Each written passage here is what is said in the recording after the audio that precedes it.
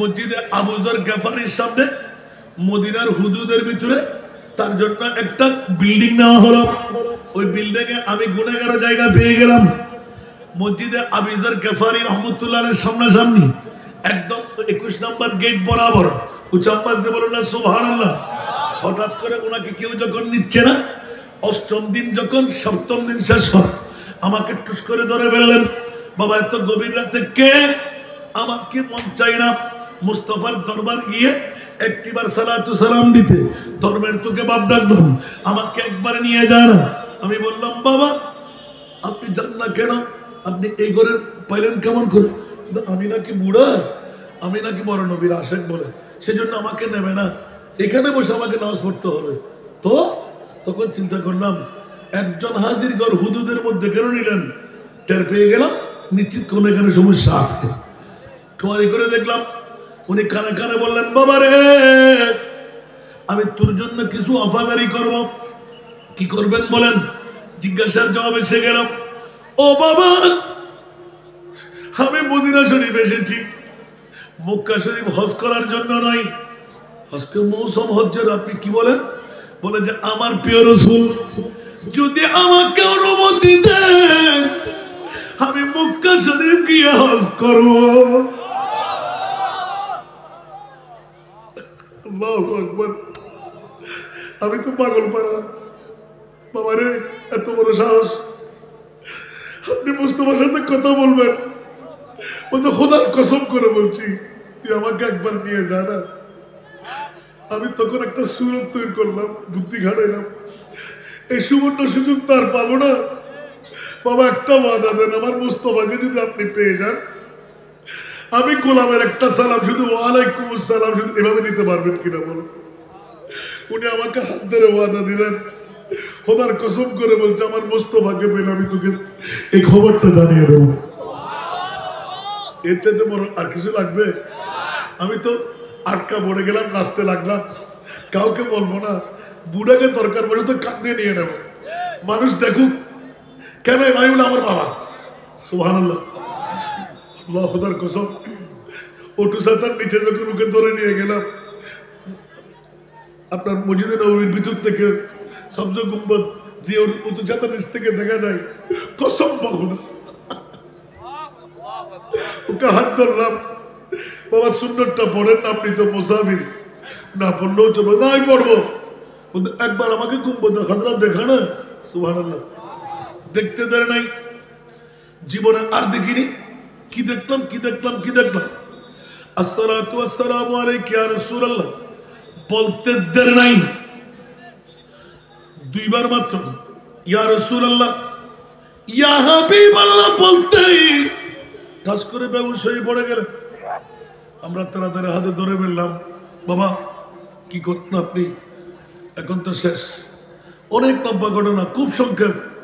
পড়ার সাথে দেন নাই, ঘাম বাইর হতে লাগলো, লুট পড়তে লাগলো, ওনার গাটা নিস্তেজ হয়ে গেল। এখন কি করব আমি? তাড়াতাড়ি সরতে এসে গেলে আমাকে তো নিয়ে যাবে। ওনার মালিককে, এই বুড়ার সাথে কে আসছে? আমি তো গিয়ে যাচ্ছি না, দেরি করলাম না। ওনাকে আমি হঠাৎ নিজে নিজে একটা কি করলাম, ইয়া রাসূলুল্লাহ আমার ঈমান তো আপনি হায়াতুর রাসূল, জোরে বলেন না সুবহানাল্লাহ। আমি না হই চোখ জোড়াইতে পারি নাই, হয়তো জবান পাক করতে পারি নাই। আপনি যদি আমার কথাগুলো না শুনেন, আমি তো গোলামের বাচ্চা আপনার, দয়া করে আলা হযরতের একটা করি অ্যাপ্লিকেশন করি, ইয়া রাসূলুল্লাহ দয়া করে বুড়োটাকে একটু ভালো করে দিন না। আমি বাংলা ভাষা দিয়ে বলতে লাগলাম আমার নবীকে ইন্ডিকেট করে। সুবহানাল্লাহ। মাত্র পড়তে গেলাম, বকারে খেসেরা নমো আগিসনি ইয়া রাসূলুল্লাহ, বকারে খেসেরা নমো আগিসনি ইয়া রাসূলুল্লাহ, পরিশান নম পরিশান নম গীতনি ইয়া রাসূলুল্লাহ। মাত্র খোদার কসম আলা হযরতের এই দরবারের গোলামির মধ্যে এসে যখন না বলে পারলাম না, পিসা হুজুর তো এসে গেলেন একটা নাতের কলি। আলা হযরতকে আমার মুস্তাফা কত কাছে নিয়ে গ্রহণ করে ফেলেছে। খোদার কসম একটা নাতের কলি একবার বুড়া টাস করে লাফ দিয়ে উঠে গেলেন। এমবিবিএস ডাক্তার, এফএসডিএস ডাক্তার যারা আমাকে ভালোবাসতেন, মিরাজ করতেন, ওরা চারদিকে বলতে হুজুর ওনার তো সত্যি থাকার কথা না, উঠে গেলেন। আচ্ছা হুজুর ওনাকে নিয়ে যান। আমি বললাম বাবা আপনার দ্বারা হবে না মুস্তাফার দরবারে যাওয়াটা, সবজ গম্বুজ দেখে আপনি বেহুশ হয়ে যাচ্ছেন, আপনার দ্বারা কি নবীর দিদার, চাক চলেন। বাবা আমি যদি তোর বাবা হতাম, মসজিদে নবী পাকের মধ্যে বলতে লাগলেন আমি যদি তোর বাবা হতাম, একবার বাবু সালাম দিয়ে আমার নবীর সোনালী জারিটা একটু দেখলে হবে। আমার নবী না দেখলাম, সোনালী জারিটা একটু দেখা না। সুবহানাল্লাহ। কারণ হজ্জের মৌসুম না, হাজার হাজার জনতা। আমি হাতে ধরলাম, আব্দুল সোবান নামের একজন হাজী সাহেব ছিলেন, উনি বললেন যে আপনি ফাগলামি করতেছেন, বুড়াকে ছেড়ে দেন। এই বুড়াকে ছাড়লে তো আমি এই ওয়াজ করতে গিয়ে পেতাম। আল্লাহু আকবার। উনি হাত ধরে ধরলাম, ওনাকে এক পাশ ধরতে দিলাম। সোনালী জারি বরাবর যখন আসলাম, আসসালাতু ওয়াসসালামু আলাইকা ইয়া হাবিবাল্লাহ। একবার দুইবার তৃতীয়বার যখন গেলেন, দেখতে পেলাম চোখের মানে জর্জর জর্জর পড়তে লাগলো, অজর দ্বারা ঘামে এসে গেলাম। হাজার হাজার জনতা ছেড়ে দিলে মারা যাবে, দুইজনে উস্কাইয়ে নিলাম, দুইজনে উস্কাইয়ে হযরতের বাবু জিবরিল ওখানে নিয়ে শোয়াইয়ে দিলাম। সুবহানাল্লাহ। আমার নবীর নূরানি কদম মুবারকের পাশে আস্তে করে শোয়াইয়ে দিলাম। শোয়াবার সাথে সাথে আবার আগের মতন একই মুহূর্তের একই গাম একই চোখের বাড়ি, সবাই সরে গেল, দৌড়াদৌড়ি করতে লাগলো কি করব। হঠাৎ করে মনে পড়লো ইয়া রাসূলুল্লাহ, একবার ডাক দিলে মুস্তাফার কাছে যদি খবর হয়ে যায় আমার ঈমান তো আপনি রাসূল, হায়াতুর রাসূল। দ্বিতীয়বার আবার ডাক দিচ্ছি, আপনি দয়া করে আমাকে ক্ষমা করে দেবেন।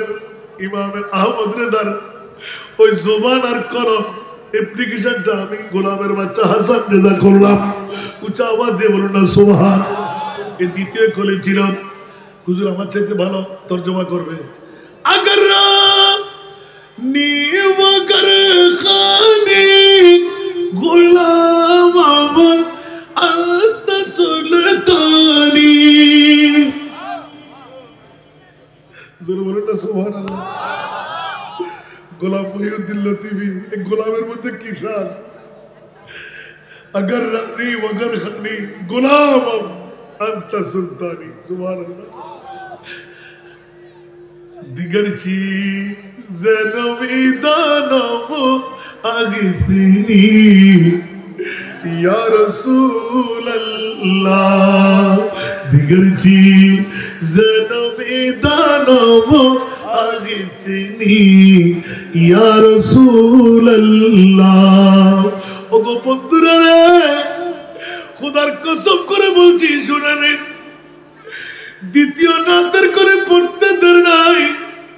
এবার বলে যে বাবা আমাকে দিয়াই, আমার মনের খোরাক পূরণ হয়ে গেল, দীর্ঘ সময় পেয়ে গেলাম। এবার ধরে নিয়ে গেলাম, রাতের 2টার বাজা হয়ে গেল, সকল ফেটে গেল, ধরলাম পা জড়াই, বা ক্ষমা করে দে।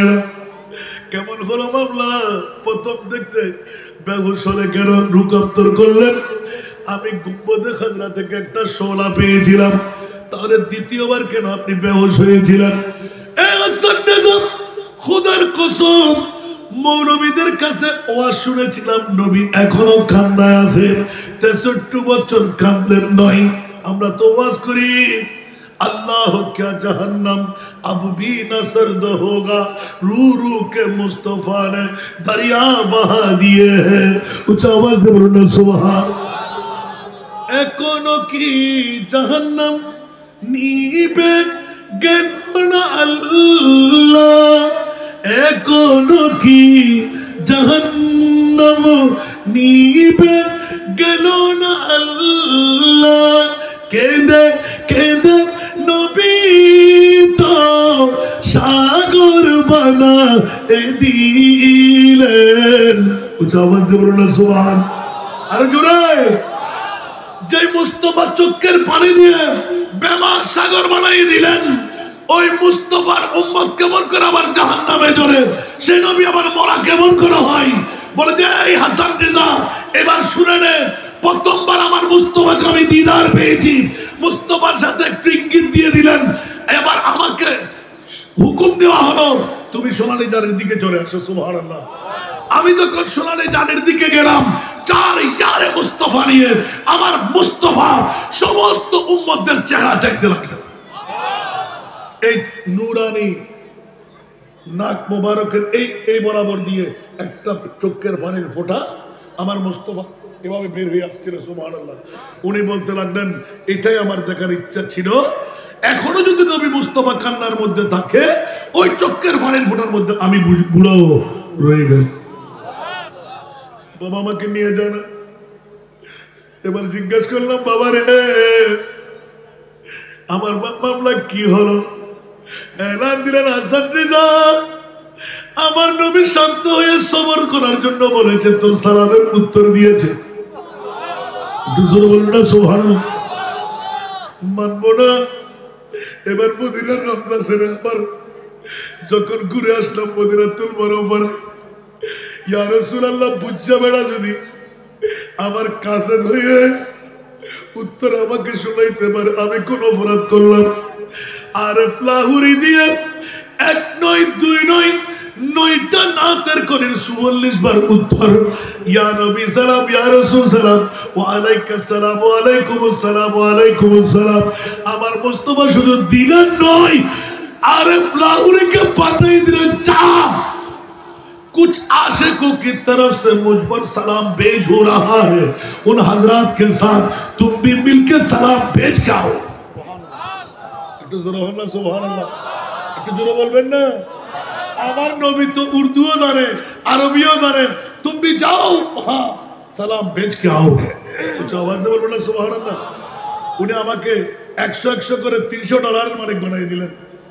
প্রথমবার হলো রিয়াজুল জান্নাহ আমি মুরাকাবায় ছিলাম, আমার মুস্তাফা, এখন আমি জিজ্ঞাসা করলাম কোন নাতের করে আমি পড়েছিলাম, এটা আপনাকে আমি একটু করে ছোট্ট করে इम्तिहान लेना नहीं, कुछ थोड़ा सा तो बाबा समझ लिया हमने, तुमने पहला जो नात पढ़ा ना, वक्तों का चमके सितारा, हाजरी का हो इशारा, देख के कर रौजा प्यारा, फिर कहे खादिम तुम्हारा या तो गुलाम तुम्हारा।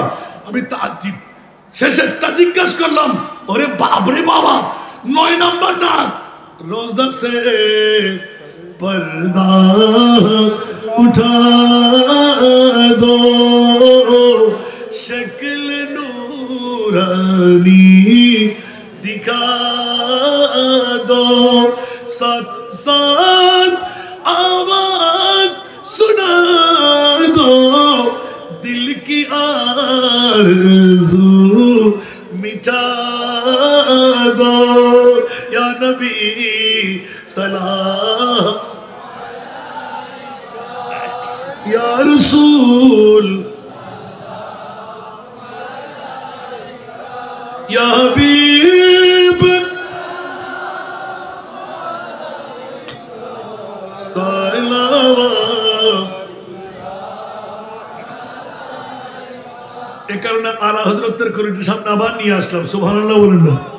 4টা কলি পড়েছি, একটা তরজমা করেছি। সুবহানাল্লাহ। এবার আসল শরীরটা নিয়ে নিলাম, কারণ এটা না বুঝলে আপনার মনে থাকবে না। সুবহানাল্লাহ। নবীকে জিন্দা বলবেন না মরা বলবেন? জবান যদি মিথ্যা থেকে পুত পবিত্র পাওয়া যায়, খোদার কসম আজকে অলিতলা লতিফিয়া দরবার শরীফ যাদের তরিকতের মাধ্যমে পীর সাহেব হুজুর কাবলার তরিকতের মধ্যে তওবা আছে না নাই? কথা বলতে হবে। মিথ্যা আছে, 5 ওয়াক্ত নামাজ আছে, আর জোরে হারাম খাওয়া আছে। খোদার কসম এই 3টা জিনিস আপনি অগ্রসর হয়ে নেন, এই দরবারের মুরিদান ভক্ত মুহিত যারা এশারের নামাজের পরে উজু করে শুয়ে যান, আমার মুস্তাফা এসে দেখবেন দুরূদ পড়তে পড়তে আপনি ঘুমাবেন, আপনার মাথার উপর রাসূলের পাকের হাত। একটু জোরে বলুন না সুবহানাল্লাহ। এই দরবারের শেখের ফানাফি শেখ যাকে বলে, তবে শেখকে ভুলে গেলে কাম হবে না। শেখকে আপনাকে প্রধান অনুসরণ করতে হবে। সে কারণে আল্লাহর কোরআন বলে দিলেন পৃথিবীর ইয়া আইয়ুহাল্লাযীনা আমানু ইত্তাকুল্লাহ ওয়া কুনু মা'আস সাদিকিন। উচ্চ আওয়াজ দিয়ে বলুন না সুবহানাল্লাহ। এই সাদিকিনদের কাজ হলো কলব পরিষ্কার করে দেওয়া। এখানে বেন্ডিজ চলে না, এখানে কোনো ওষুধ চলে না, এখানে কোনো দাওয়া চলে না। একমাত্র তরিকতের মশায়েখ যারা, ওরাই সাফাই করতে পারে, ওরাই একমাত্র এরাতুত তরিক ইসাল ইলাল মাতলুব খোদা পর্যন্ত পৌঁছায় দেওয়ার ক্ষমতা। এই জন্য ইত্তাকুল্লাহ, তোমরা আল্লাহকে ভয় করো, ওয়া কুনু মা'আস সাদিকিন, সাদিকিন বান্দা যারা ওদের পদাঙ্ক অনুসরণ করো। এখানে মামলা কি? সুবহানাল্লাহ বলেন না। তারপরে নামাজ পড়বেন, রোজা রাখবেন, হজ করবেন, যাকাত দেবেন, মকবুল বানাইতে গেলে আল্লাহর ওলি আল্লাহর দরকার হবে। সুবহানাল্লাহ বলেন। আল্লাহ আমাদেরকে কবুল করুক। আর চলবে আলহামদুলিল্লাহ বলেন না। আমি একটু করে ইঙ্গিত দিয়ে শেষ করে দিচ্ছি। বাবারে, এটা আপনাদের প্র্যাকটিক্যাল ফিল্ড আসলাম। রসুলকে মরা বলা যাবে, কারো মতন বলা যাবে। তো আলা হযরতের একটা কলি যেটা হুজুর আপনাদেরকে শোনাই, আলা হযরতের কথা হাসান রাজা একটু লরি দিয়ে পড়ে, হুজুর লরি সারা পড়ে, আমি শুনেছি অনেক টাইম। আলহামদুলিল্লাহ। যদি পড়ি তেরা মসনদ নাজ है अर्श बरी, तेरा मुहरम राज है रूह अमी। सुभान अल्लाह। तेरा मसनद नाज है अर्श बरी, तेरा मुहरम राज है रूह अमी। तू ही सरवारे हर दो जहां है शाह, तेरा मिसल नहीं है खुदा की कसम हो कलाम इलाही में शम्सु दुहा। উচ্চ আওয়াজ দিয়ে বলবেন না সুবহানাল্লাহ। বিগত বছর একটা এলান দিয়েছিলাম আলা হযরতের দুটো গলে দিয়ে, একটা গলে স্পষ্ট, এটা 6 ভাষা দিয়ে লমিয়াতি নজিরুকা ফি নজরিন লমিয়াতি নজিরুকা ফি নজরিন মিথলে তু না শুধু पैदा जाना, मिथिले तू न शुद्ध पैदा जाना।